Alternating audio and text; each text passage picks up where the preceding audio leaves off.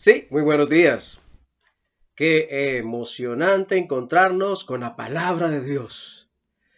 Una palabra que transforma, una palabra que toca corazones. Voy a plantear o a recordar tres circunstancias distintas y quiero que me ayuden a pensar un poco en qué se parecen, en qué tiene de similar, qué tiene de similar estas tres circunstancias distintas con tres personajes distintos. Primera circunstancia o situación, Ananías y Zafira, esposos, vendiendo su propiedad allí en Hechos capítulo 5 y diciendo que la vendieron por un valor inferior al realmente vendido. Segunda situación, Judas Iscariote, llevando la bolsa donde estaban el dinero de los discípulos, administrándolo, manejándolo y robando de allí.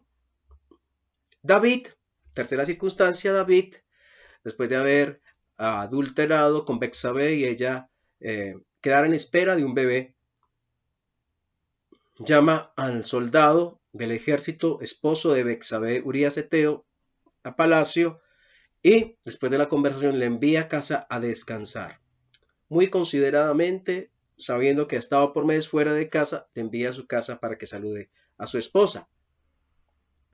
¿En qué se parecen estas tres circunstancias?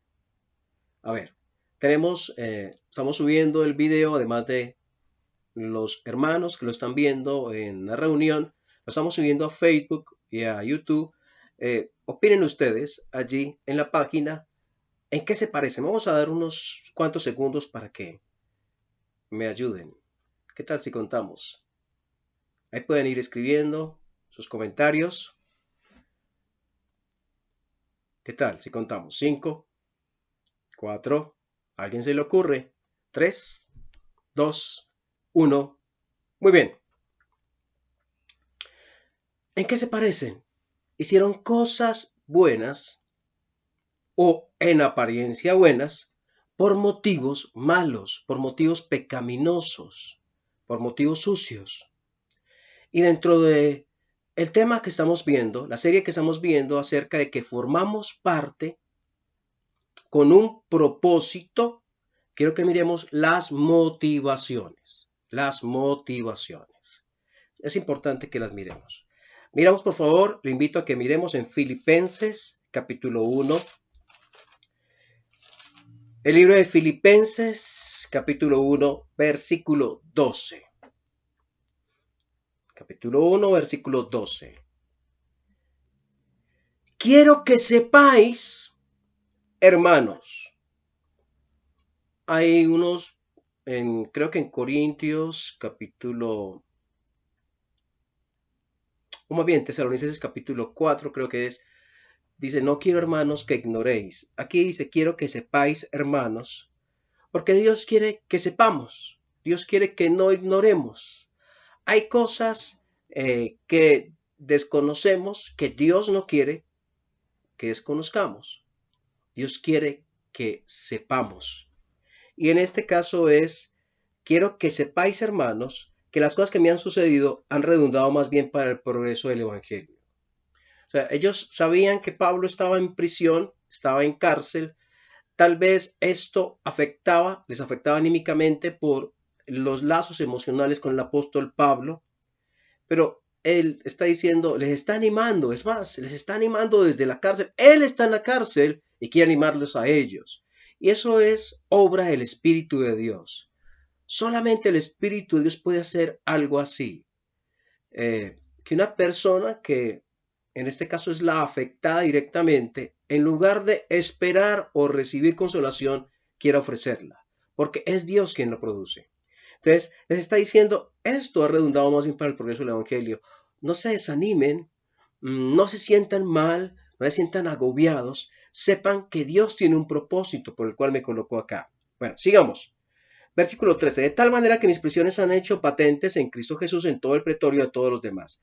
Y a la mayoría de los hermanos, cobrando ánimo en el Señor con mis prisiones, se atreven mucho más a hablar la palabra sin temor.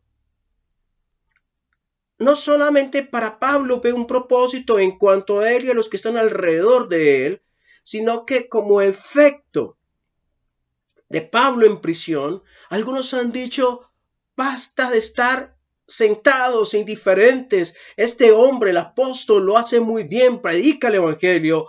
Multitudes llegan a creer, muchas personas llegan a creer, pero él está en la cárcel. El evangelio no debe quedar prisionero. Nosotros nos levantaremos y actuaremos. Porque esa es la voluntad de Dios, que nosotros hablemos de lo que Él hizo por nosotros en la cruz y el efecto que tiene que ver con nuestras vidas y con las vidas de los que nos rodean.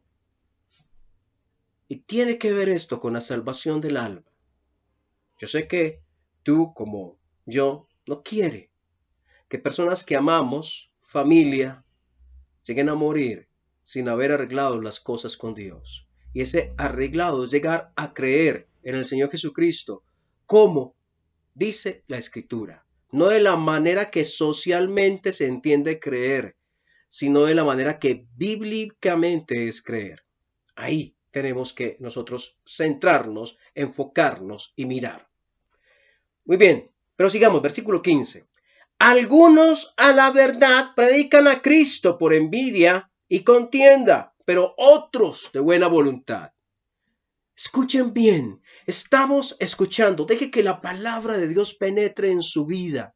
Hace casi 2000 años, personas en una iglesia allá en Filipos y tal vez en otras localidades estaban predicando, hablando de Jesús con un motivo diferente a lo espiritual, con un motivo diferente al amor de Dios en sus corazones. Y el motivo era la envidia. La envidia era y el motivo era la contienda. Pero sigamos mirando. Y sigamos mirando. ¿Qué dice Dios? Versículo 16. Los unos anuncian a Cristo por contención, no con sinceridad, por rivalidad. Es lo que quiere decir acá. Pensando añadir aflicción a mis prisiones. Pensemos, el apóstol Pablo había sido un hombre utilizado por Dios, había sido un hombre, un instrumento del Señor, y aún en medio de la iglesia de él, quiero decir, de creyentes, de cristianos, de personas que llegaron a confiar en Jesús como único Salvador, llamaba en algunos de ellos a los celos, a la envidia de por qué los dones, las capacidades, el ministerio del apóstol Pablo recibía una bendición, había fruto en abundancia. Y decían, yo quiero ser, pero más ese yo quiero ser como él, más que un anhelo sano de crecer, era una envidia, eran celos en los corazones de ellos. Y cuando Pablo fue prisionero, ellos quisieron ocupar el lugar de él. No con motivos sanos de que hay que hacer algo para Dios, sino con motivos marcados por la envidia en el corazón. Estamos hablando hace 2000 años. Personas haciendo ministerio cristiano, personas sirviendo por una razón distinta a lo espiritual, a lo meramente carnal, a centrar la atención en ellos, a dejar que el orgullo salga y crezca y se fortalezca. Y esto llama la atención hoy. Hablamos hace 8 días de que todos los que hemos llegado a creer en el Señor Jesucristo hacemos parte del cuerpo. Y como parte del cuerpo llamado iglesia, tenemos una función específica, una función que Dios no solamente da la alternativa de que utilicemos, sino que Dios ordena en la Biblia para todo creyente es el mandamiento de que el don que Dios ha dado, que es para bendición, para crecimiento, para edificación de la iglesia del Señor, Dios dice que lo debemos utilizar. De lo contrario, estamos desobedeciendo a Dios, así como lo escucha. Usted si es hijo de Dios, si ha caído de todo corazón en el Señor Jesucristo, Dios le ordena que utilice los dones que Él le ha dado. Así, la Biblia lo enseña. Recuerden en Romanos, el de servicio en servir, pero dice, úselo no como una recomendación, sino como un mandato divino, una orden de Dios. Hágalo. Usted puede estar en la iglesia 20 o 30 años congregándose. Está bien que se congregue, porque la Biblia dice que no debemos dejar de congregarnos. Muy bien, pero usted en tantos años, si no ha descubierto cuál es el don, hay algo que ha dejado de hacer. Aún a pesar de ser un regular asistente, a pesar de estar congregándose con regularidad, con seriedad, con puntualidad, muy atento a cada predicación, pero usted no ha utilizado el don que Dios le ha dado, porque usted es creyente y todos los creyentes tienen por lo menos un don, y usted no lo ha utilizado, entonces ha dejado de hacer algo que Dios quiere que usted haga. Ahora usted puede decir, es que yo no sé, es que yo no sé cuál es mi don. Entonces comience a orar con seriedad, con compromiso y que Dios le revele. Por ahora, mientras usted no conozca cuál es el don, cuál es mi recomendación como uno que ha sido salvado y que ha creído en el Señor hace más de 30 años, haya en su vida disposición. Eso es algo que Dios bendice. Disposición para servir. Hay tanta necesidad, muchísima necesidad en nuestra iglesia y alrededor del mundo. A la iglesia que usted vaya, hay necesidad de personas, de servidores, de personas que prediquen, de personas que disipulen, de personas que aconsejen, de maestros de niños, de maestros de jóvenes, de maestros de mujeres, de personas dispuestas a servir. Hay necesidad. Entonces, si usted no conoce el don que Dios le ha dado, primero ore al Señor, que pida, que le muestre, estudie la Biblia, cuáles son los dones, pero lo que puede hacer ya de inmediato es estar dispuesto. Entonces, miren, Dios quiere que cada uno de nosotros cumplamos una función específica. Es la voluntad de Dios y es el propósito por el cual nos colocó dentro del cuerpo llamado Iglesia del Señor.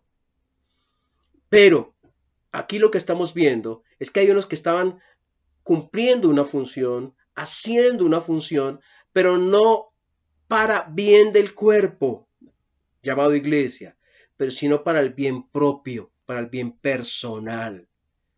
Y eso es otra clase de malestar en el cuerpo, que es la iglesia del Señor. Los que hacen, pero hacen con un motivo que no es espiritual.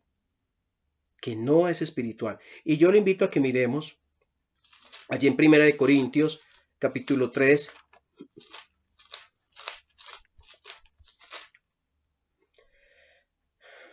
Capítulo 3, versículo 9. Dice, mírenlo, capítulo 3, versículo 9, 1 Corintios. Porque nosotros somos colaboradores de Dios. Pablo está hablando de él y de Apolos, líderes allí en la iglesia de Corinto, hombres, siervos de Dios, predicadores de la palabra. Nosotros somos colaboradores de Dios y vosotros sois labranza de Dios, edificio de Dios. Nosotros apenas ayudamos, pero realmente este cultivo, si lo podemos llamar así, o este edificio le pertenece a Dios. Versículo 10. Conforme a la gracia de Dios que me ha sido dada, yo como perito arquitecto puse el fundamento y otro edifica encima, pero cada uno mire cómo sobreedifica, porque nadie puede poner otro fundamento que el que está puesto, el cual es Jesucristo. Y si sobre este fundamento alguno edificare oro, plata, piedras preciosas, madera, heno y hojarasca, la obra de cada uno se hará manifiesta, porque el día la declarará, pues por el fuego será revelada, y la obra de cada uno, cual sea el fuego, la probará. Si permaneciere la obra de alguno que sobreedificó, recibirá recompensa. Si la obra de alguno que se quemara, él sufrirá pérdida, si bien él mismo será salvo, aunque así como por fuego. ¿Qué está diciendo? Que hay dos maneras de edificar, de construir, de hacer en la iglesia del Señor. Una que representa unas obras que aquí les dice que son como oro, plata y piedras preciosas.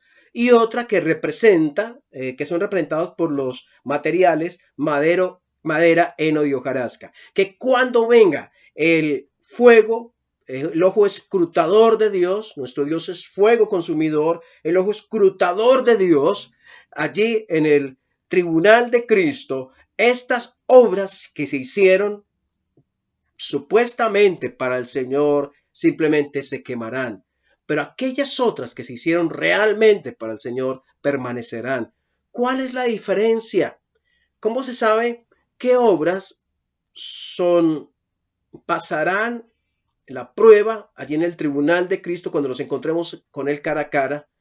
Y el Señor dirá, bien, lo hiciste muy bien, pero para otro no hiciste realmente nada. Alguien le puede decir, pero pasé 20 años enseñando en la escuela dominical, fui maestro de jóvenes 30 años, pero no hiciste nada.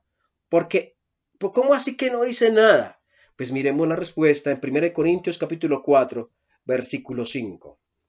Dice, así que ya no juzguéis nada antes de tiempo, hasta que venga el Señor, el cual aclarará también lo oculto de las tinieblas y manifestará las intenciones de los corazones. Y entonces cada uno recibirá su alabanza de Dios. Atención, la razón de la diferencia en materiales de las obras que hacemos para Dios después de haber creído en Cristo. Recordemos, la salvación no es por lo que yo haga. La salvación es por lo que Cristo hizo en la cruz. Si no fuera así, si la salvación fuera por lo que yo haga, entonces ¿para qué vino Jesús a morir en la cruz? Bastaría con que yo me comportara bien, bastaría con que yo hiciera buenas obras y suficiente, me gané la salvación. Pero la salvación descansa exclusiva y únicamente en lo que Cristo hizo por mí, porque el tiquete para entrar al cielo era tan costoso que yo no podía comprarlo. Por eso lo compró Él por mí. Pero Dios quiere que los hijos de Él hagan buenas obras, no para salvación, sino como agradecimiento al Salvador, quien debe ser también mi Señor. Entonces aquí está diciendo, si hay buena voluntad, si hay intenciones, que de acuerdo a las intenciones se va a recibir la alabanza de Dios. Entonces depende del por qué hago las cosas. Entonces Dios no quiere solamente que haga cosas. Dios quiere que haga cosas con el motivo correcto. Dios quiere que sea apasionado al servir. Dios quiere que haya eficiencia, eficacia en el servicio. No debemos contentarnos con un servicio mediocre, que porque otros no hacen, que porque yo soy el único que estoy sirviendo en esta área, entonces ¿por qué tengo que esforzarme tanto? ¿O por qué me exigen tanto si otros ni siquiera mueven una mano? No puedo hacerlo así. Los otros que han creído en Cristo y están quietos e indiferentes, ellos responderán delante de Dios. Igual yo responderé delante de Dios en cuanto al servicio. No solamente es hacer, sino por qué lo estoy haciendo. Entonces, hay un llamado de Dios a que hagamos parte de lo que Él está haciendo, del edificio que Él está construyendo llamado Iglesia del Señor. Él quiere que seamos constructores, participemos en la construcción. Dios lo quiere, pero también Dios quiere que revisemos, evaluemos, consideremos, analicemos el por qué estamos trabajando, el por qué estamos sirviendo. Y te voy a decir algo. Si tú eres un creyente, si tú eres un servidor en la iglesia y por tiempos no te han felicitado, no te han dado una palmada en la espalda, no te han dicho, uy, qué bien tu trabajo, y ya tú estás cansado, dices, aquí nadie me considera, aquí nadie realmente para nadie valgo, así que yo me voy a quedar quieto, otros lo hacen, pues yo me quedaré quieto. Entonces, ¿qué está moviendo tu servicio? ¿Realmente es el amor a Dios o el amor por Dios o el amor de Dios obrando en ti? ¿O es qué? Mis hermanos, por la gracia de Dios, he estado sirviendo al Señor en la iglesia por años. Y a veces no han habido felicitaciones, a veces no han habido abrazos, a veces han habido descalificación, señalamientos, críticas, juicios. Ha habido eso. Y a veces las críticas y los juicios vienen de personas que están con muchas luchas personales. Pero si sirviera debido al reconocimiento, a la consideración de lo que estoy haciendo, hace tiempo no estuviera sirviendo. Quien me sostiene es Dios. Quien sirvo es a Dios. Si alguien me felicita, muy bien por esa felicitación, debo recordar y no olvidar que es Dios quien hace las cosas, es Dios quien da cada palabra, es Dios quien da cada predicación, es Dios quien lo hace, no yo, es Dios quien me mueve, a Él sea la gloria, es para Él. Entonces debo recordarlo cuando me felicitan, pero también cuando hay silencio, cuando no hay gratitud, cuando solamente hay señalamientos, no hay consideración, también en ese momento debo de servir, porque lo estoy sirviendo a Él. Y lo estoy diciendo por ti.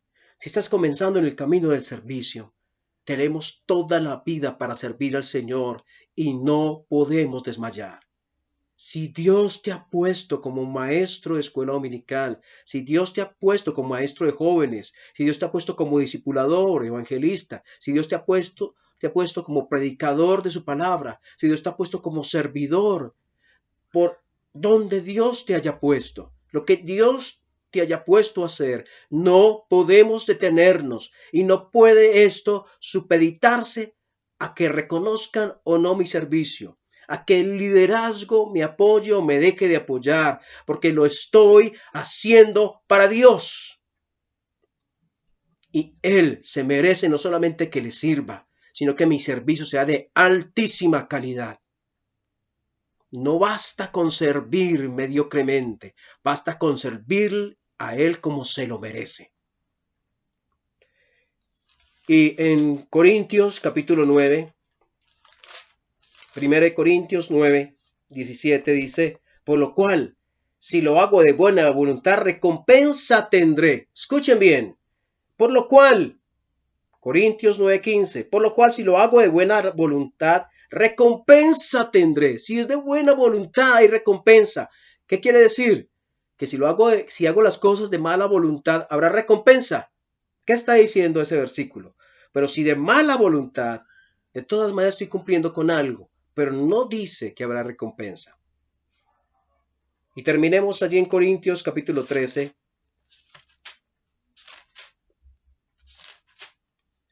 Dice, versículo 1, Corintios 13:1.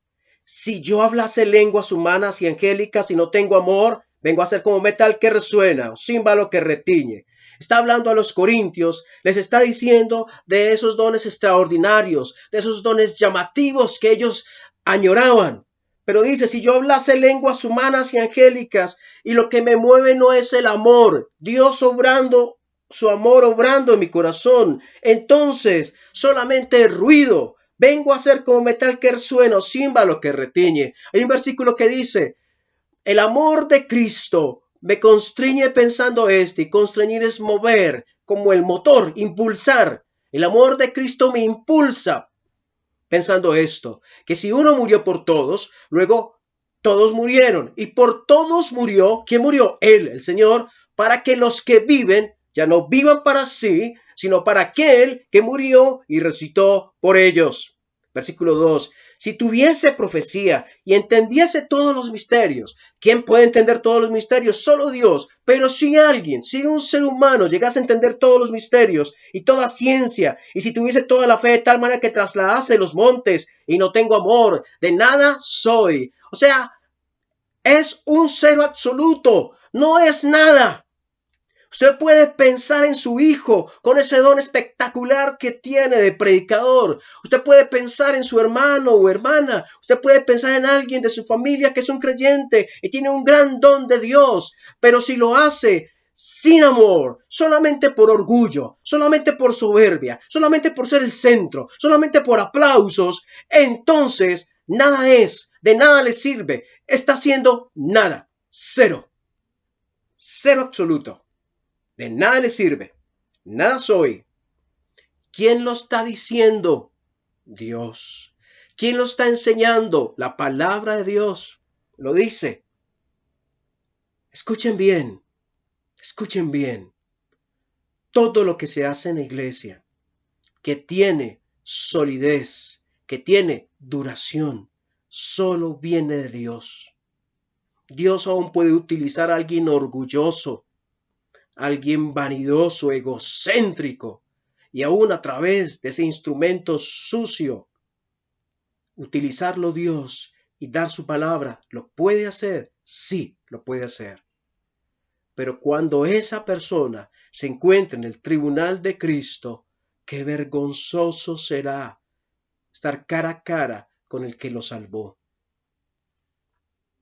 Y sigue diciendo, versículo 3, y si repartiese todos mis bienes para dar de comer a los pobres, y si entregase mi cuerpo para ser quemado y no tengo amor, de nada me sirve, nada me sirve. Los dones más espectaculares, la generosidad más grande, la capacidad espiritual más enorme, si no va acompañada del amor de Dios en mi corazón. Y ya hemos visto que es posible para creyentes hacer cosas supuestamente espirituales, como predicar el evangelio, no movidos por el Espíritu de Dios, no movidos por sanas razones, movidas por oscuras razones, por sucias razones, por orgullo y envidia y celos.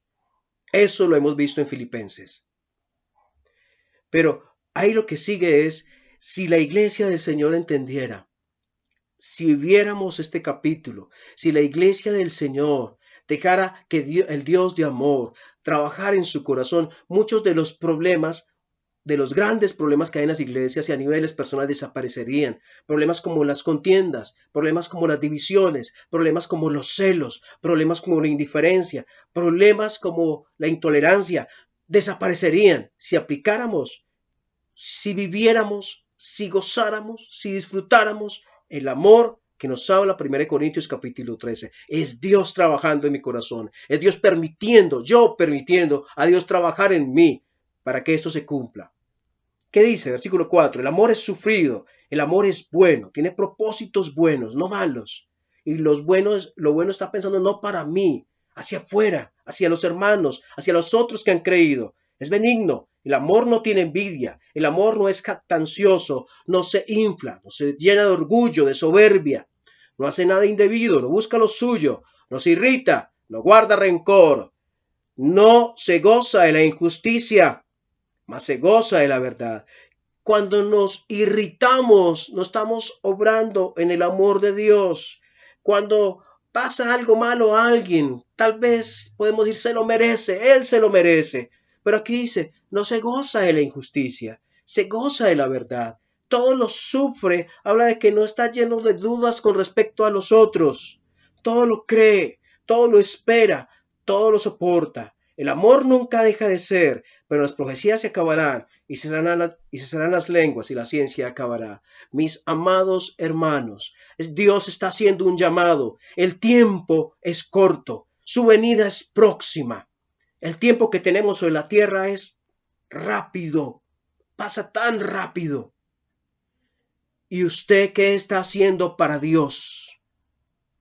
Hay un himno que escribió un hermano en los signarios, creo que es el 410, el primer estrofa dice algo así como, he de ir sin ningún fruto, he de ver a Cristo así, con el tiempo malgastado, he de presentarme allí, darle todo yo quisiera de los años que perdí, caminando en la ceguera, pero a Satanás los di. Es el dolor de un creyente que desperdició su vida cristiana en tantas ocupaciones, en tantas cosas, pero se olvidó de lo importante, de Dios, del propósito de Dios. Mientras estamos en este planeta, lo más grande no es nuestra familia, lo más grande no son nuestros proyectos, una vivienda, una profesión para nuestros hijos, una estabilidad para nosotros y para ellos. Eso no debe ser lo más grande para nosotros. Lo más grande debe ser el propósito de Dios. Se está cumpliendo en mí y a través de mí. Eso debe ser. Y si un día partimos a la presencia de Dios sin haber cumplido el propósito de Dios, sin haber permitido a Dios obrar en mi vida, realmente hemos desperdiciado la vida. ¿Estás escuchando la voz de Dios? ¿Has escuchado hoy la voz de Dios? ¿Has sentido que Dios te ha hablado? No basta con decir qué buen mensaje, qué buena predicación. Dios te llama hoy a que tomes decisiones firmes, sólidas y que vayan a través del tiempo, que se traduzcan en hechos, realizaciones en cuanto a tu vida espiritual, en cuanto a tu servicio, en cuanto al ejercicio de los dones espirituales que Dios te ha dado en bendición para la iglesia suya, en cuanto a lo que te motiva en el servicio a Dios, de que lo evalúes, de que te confrontes, de que te examines a los ojos de Dios, qué te mueve en el corazón a hacer lo que estás haciendo para Él. Un día nos encontraremos delante de Dios y daremos cuenta si esta predicación, si esta enseñanza que hemos tenido hoy, la escuchaste, la guardaste, la viviste, o no lo hiciste, o no lo hice yo.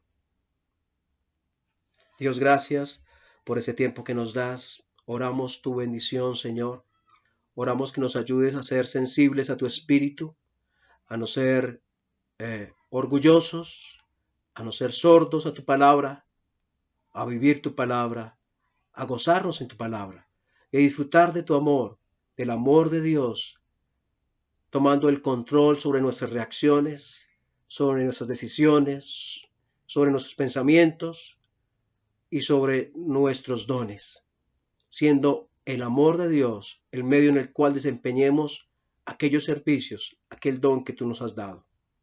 Dios, gracias por tu palabra. En el nombre del Señor Jesús oramos. Amén.